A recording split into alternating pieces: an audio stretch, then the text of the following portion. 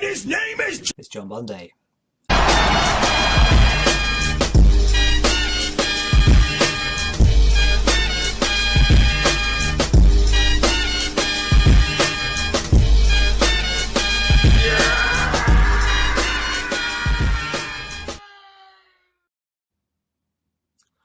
Hello Internet, it's John Bunday, and if I have done my job correctly, hopefully there was an intro with this made by the fantastic Cooper's World.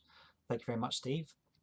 And now I just have to figure out how to make sure I put it on all the videos from my mobile or from the PC, so anyway. And also, I am going to be getting my hair cut tomorrow, so depending on when I actually upload this video, you may have seen me with less hair. I'll be honest, I make a bunch of videos sometimes at once and they don't get uploaded for weeks, so yeah, you might be going from seeing me with very little hair to this mop. Anyway, so what am I here to talk about today? Top 10. I've been asked a couple of times about top 10 lists, and I've always given some rambling response about, you know, well, how should I do a top 10? Because for me, the idea of top 10 is, oh, top 10 games ever. It's just like, okay, great. But for me, there are a bunch of games which are from my childhood, so I have a lot of nostalgia for them, but they may not necessarily hold up if I were to go back and play them today, and I may not want to ruin those memories by going, this thing is terrible now. But I'm not saying about they will be, it's just... And some I still do play now, and they still are great. But and also, how do I pick just 10 when there are so many games I have such an attachment to? So I think what I'm going to do is, rather than just doing greatest top 10 of all time, I'm going to do top 10 for different eras of my life, and then maybe that will help explain why some of these games are in the top 10 of that point of my life. So, like, oh, you're going through your teenage phase then, so no wonder you're looking at this moody, atmospheric, you know, killing game or whatever. Anyway. So today I'm going to be covering top 10 of my childhood, which is, to put into perspective, up until and including the Nintendo 64. Growing up, one of my sisters had a PS1. She is also someone who was not big into sharing, so I think I might have played it once, and the other game she had was like the Rugrats movie and maybe a Toy Story game. So yeah, there was no Final Fantasy, Resident Evil or anything like that, even though I did play Resident Evil 2 on the N64. But you get the picture. I didn't get to play the PS1 classics until a lot later. Right, so this is order. It's no particular order with this. It's just whatever I grab at the time.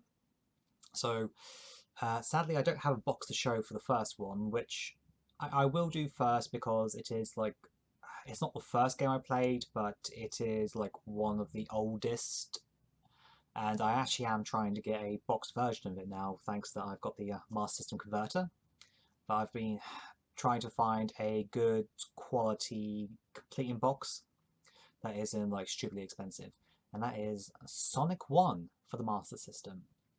So I've talked about this game before, and for me it is what made me fall in love with the Sonic series. Okay, he didn't have the spin dash, and didn't have things like Tails or Knuckles or anything like that, but the core gameplay, I really enjoyed it. I love the music. I love like the little overworld kind of map it would give between levels to show how you're going around this island.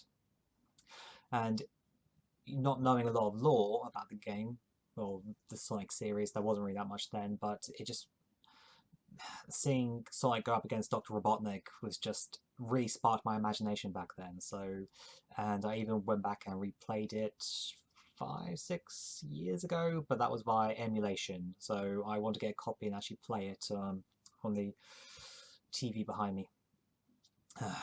So that's Sonic 1, and I guess I'll get the other game that I don't have a box copy of out of the way. or card copy even, but that is Banjo-Kazooie for the N64. Uh, and to be upfront, I actually don't have any Mario games in this list because we didn't have. Well, I had Game Boy, but the first the N64 was the first Nintendo system, and yeah, I really did enjoy Super Mario 64. But to me, I had more enjoyment playing Banjo-Kazooie than I did Super Mario. Don't get me wrong, Super Mario is, technically is a, masterpiece of a game for what it did to bring a 2D character into the 3D space. And I'm not meant to be talking about Super Mario, but if I wanted to go back and replay a game, or the amount of time I spent trying to complete the game, like on the N64, I never 100% completed Super Mario 64. I just couldn't get all the stars. I did eventually on the DS remake, but whereas Banjo-Kazooie, I like 100% complete that, and I even went back and replayed it a couple of times. So for me, that's just it probably doesn't hold up as well now in terms of gameplay, but back then I just loved like every minute I put into it. My sister still has my other sister's not the one with the PlayStation, but my younger sister still has the N64, all those games, so she still has Banjo-Kazooie, Banjo-Tooie, and Super Mario 64. So, okay, next we will go with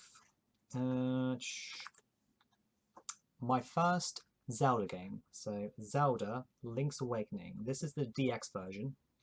So my sister, who had the PlayStation, also had a Game Boy, and she had the original Link's Awakening. And none of us, for the longest time, could figure out how the heck to get the sword from the beach. Trick is, you're meant to use the shield and push the spiky enemy out of the way, but then when I finally got a Game Boy Color, I just got this. This was like the first color game I got, and I just absolutely devoured it. Oh, this also has Game Boy printer functionality, so you could actually get pictures taken of you in the game and actually print those out. But it's just, this is kind of like up there with my favorite Zelda games of all time. So yeah, if you haven't played it, it's definitely worth playing. There was a remake on the Switch, which I haven't played because I don't have a Switch, but I also showed an amiibo from it in one of my previous videos. So yeah, maybe I'll get to play that one day. Okay, right. Next up, Wario Land 2. So I'm guessing everyone knows who Wario is now. But his first game, which was actually Super Mario Land 3, Wario Land. Again, I did enjoy the Super Mario Land or Mario Land series, but I found like Wario to be more interesting gameplay wise. Like in the first Wario Land, like there was like treasures to find in all the stages, and that would give you the reason to go and replay them, so that you can get all these and try and get the best ending. And then when Wario Land 2 came out, then I played through the game, re-enjoyed it, but then it turns out, it went, well, here's the route you took. Here are all the branching pathways where you could have actually gone different routes throughout the game, and there's actually all these levels which you couldn't play the first time round. And it turns out that in the very first level, at the very first scene, you wake Wario up, get him out of bed, but it turns out if you don't wake him up, then the pirates come in, kick you out of the castle, and next thing you know, you're on a different path, and little things like that. So again, this did actually get an official color re-release. I haven't got that, but yeah, I should really go back and replay this one day. But yeah, the Wario Land series is definitely worth giving a try. Okay, so I'm about to show you technically two games, and that is cheating, but I'll explain why. And that is Streets of Rage 1 and 2 for the Mega Drive, and apologies for how for the state of these boxes. So these are ones I picked up second-hand from CB Games on the other right. So up to this point, never actually played Streets of Rage. and they were selling these too cheap because state of the boxes, and they both say no book. Even back in the 90s, you know, not having the instruction manual was a thing. But I just fell in love so hard with these, just playing them all the time, getting my younger sister to play with me, you know, do two-player. And because my grandparents lived like less than a 5-minute drive from me back then, I would go over and stay over for the weekend quite often. And I would actually take my Mega Drive, like the bag, over, and then they would get some free time from me because then I would just be playing on the Mega Drive in like their back room. And yeah, Streets of Rage and Streets of Rage 2, one of the games that I would be sticking there all the time. The reason why I put both on the list is because I got them both at the same time. They are just tangled in my memory together so thoroughly. If I bought one and then later bought two, or vice versa, then yeah, I would be able to give more an argument for why I would love one more than the other. But to me, yes, they are two separate games, but because I just kept playing them both at the same time, they're just one experience now to me. So hopefully you forgive me for technically having 11 in my, well, it's not even going to be 11, yeah, in my top 10. Okay, next. So, my first Final Fantasy game. What was it? You've already said it can't have been from the PlayStation, but you also said that, like, except for the Game Boy, your first Nintendo console was the N64, so what was it? Final Fantasy Adventure, which people may argue about, because it's not technically a Final Fantasy game. It's the first Secret of Mana game, but reskinned for Final Fantasy because in the West, Final Fantasy was a name people recognised. Ignoring that, I really enjoyed this. It's a action adventure kind of game. So if you think of like Legend of Zelda, of like the top-down perspective and the enemies on the screen, but this, you know, you do like level up, and again, I got stuck in the point this for ages where I gave you a clue of palm tree and 8. Turns out you're made to make a figure of 8 around 2 palm trees. I could not figure that out for the longest time, and because of that I spent ages just attacking enemies, so I was overpowered for the rest of the game, but hey, guess I got a lot more life out of it. But yeah, so if you haven't played this, it is definitely worth going back and doing so. This also technically got a re-release for the Game Boy Advance as, so it's not Secret of Mana, but Tales of Mana. There was a GBA remake. Can't remember what it is, but I did give it a try, and yeah, the artwork is fantastic, but it is not as good. I didn't enjoy it as much as this. Like, I found that I was getting to bosses where I was just not doing any damage at all, and that wasn't with me like blazing through it. I just not sure what was going on, so I never actually finished that. But the original, yes. Okay, now how about another Zelda game? So this is no, I'm not including the GameCube in this list, but I've already said that the N64 is not here, so the reason why I'm showing this off is this is the collector's edition that you can get for the GameCube, because I was registered on the Nintendo website for like Club Nintendo, wherever it was, and so like, oh yeah, we're putting out a promotional disc which has, you know, the 2 NES games plus the 2 N64 games, so you could actually get Ocarina of Time. So yeah, you get a reflection from the screen. Yeah, so 2 NES games and then Ocarina of Time and Majora's Mask, and the game that I'm actually referencing now is Ocarina of Time. Probably shocking to no one, Ocarina of Time is considered one of the best games of all time. But yeah, so I hadn't played Link to the Past before this, and I just went into this and I just got lost in that world. I just wanted to keep going, and so much so that I would wake up early on like the weekend and go down and play, and then my dad would realise that I was up and playing computer games and be like, no, don't do that. But this was a world that I just wanted to, again, devour everything that was there, like go try and find all those skulls, spider skulls, or what are they called? Some bees now shouting at me what they are. But there were hundreds of them in the game. I was like searching every nook and cranny, trying to get like all the 4 various empty bottles you can get. trying to get that the big two-handed sword, you know, with the quest that you have to do for that, you know, the side quest, but all that kind of stuff, yeah. And I don't know how many hours I put into it. It was a lot, and I also did replay it as well. I didn't 100% it, but again, it's a game I've actually gone back to.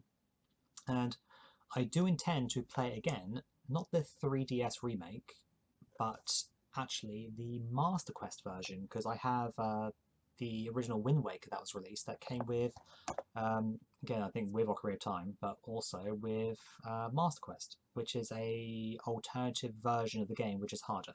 So, and I really want to play that at some point. Okay, next game. Right. Floppy disk. Okay, to be upfront, there is no actual game on this. It's what it represents, which is the original Doom shareware. Now, despite all the games I've just been listing, this is probably also aging me quite hard, because the idea of getting a shareware game on a floppy, you know, you don't really get that anymore, do you? But I was given this by a friend at school who was just like, oh, I'll just put this on your PC. And then I would just spend, like, before going to school, I would actually just spend any free time just on our PC and just playing through the shareware, which, you know, wasn't that long, but I would just it was blowing my mind, the FPS, because I never played that kind of game before, and it's just, and that kind of setting with all those demons in hell or Mars or wherever we were. Yeah, so I now have the full game on Steam, and you can also get the full game anyway, but yeah, it's just the idea of getting a shareware game or something like this is just definitely a product of the 90s. So, but yeah, also Doom, give it a try. I haven't played the two newest ones, but yeah. Okay, now Pokemon Blue. I had blue and my younger sister had red, so that we would trade. And this was this is actually a American version. I doubt you can see it, but it says USA.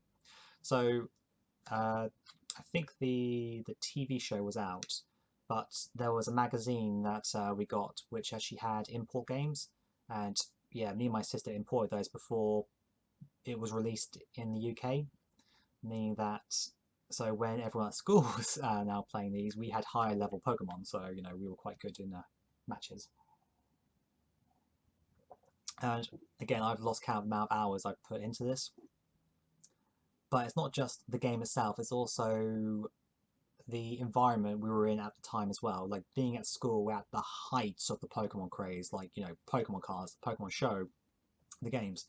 And like everyone was buying Game Boys and buying these. This was the only game they would have because they wanted to be a part of this. They wanted to use the link cables to be able to actually take part in Pokemon battles.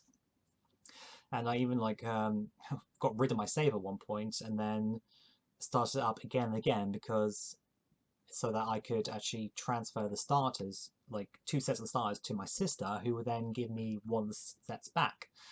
So then we had all 3 starters, which was is that cheating? Well, you usually get all 151 somehow, but I haven't gone back and replayed this for a long time, and the last proper Pokemon game I played was Pokemon Silver, which technically I guess, you know, is a better game because more Pokemon, color, day, night, even has the original Kanto region in it once you finish the Johto region. Great. But by then it was Pokemon wasn't as popular in school, so there weren't people who were buying it and then playing it. So it was more a case of just me and my sister battling it, and maybe the odd person rather than like the majority of the playground having it. So that's why I have more memories for this, and the fact that, you know, you always remember your first time, don't you? You can say that the second one, you know, may have had more to it, but the first one, you know, yeah. And actually, I haven't played it yet, but I've downloaded a ROM hack of Pokemon Red, which actually has colour and all 151 Pokemon catchable in it. So I want to give that a try at some point. But I've always been worried about this is my crack right here, and I'm, you know, I've been in remission for so long, I don't suddenly want to dive back in. Yeah. So Pokemon Blue. And last, but by no means least, and again, technically 2 games, but it's technically 1, which is Sonic 3 and Knuckles. Again, I have made no secret of my love for those 2/1 game.